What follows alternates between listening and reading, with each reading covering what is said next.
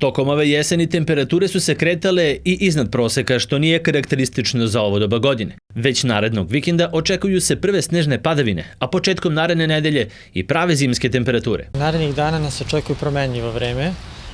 Već sutra tokom dana neće biti padavina, ali će se zadržati oblačno vreme i mestimično maglovito. Maksimalna temperatura oko nekih 5 stepeni. U petak će biti malo toplije, ali već sredinom dana dolazi do novog oblačenja sa kišom i pljuskovima, a od subote nam stiže i prava zima, tako da će kiša u toku prepodneva već preći u susnežicu i sneg i očekuje se formiranje za sada nekog manjeg snežnog pokrivača u noći između subote i nedelje. Temperatura će opasti na nekih 0-1, koliko se očekuje u nedelju. Karakteristično je za nedelju da će duvati veoma jak severozapadni vetar.